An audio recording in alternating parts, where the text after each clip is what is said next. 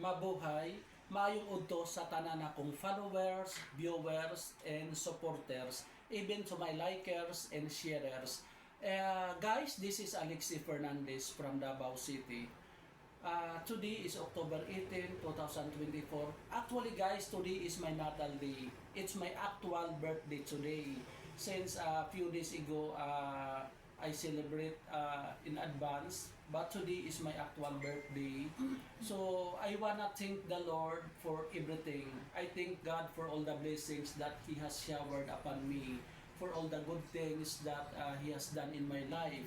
I thank God for that He give me a good career, a good job.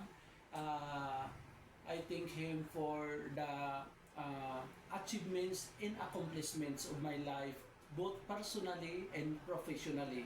I think the people that surrounds me, my friends, my families, the company, and I thank God for through the years, He has still remained the same.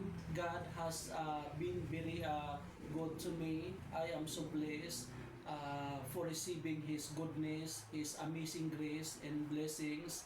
I thank God for all the surprise blessings that I received from Him. So today, it's another milestone of my life. I thank Him for the food and to this balon sa mga tao na naghatag og sa cake, everything sa food on the table. I thank God for everything that I have. God bless everyone. Thank you.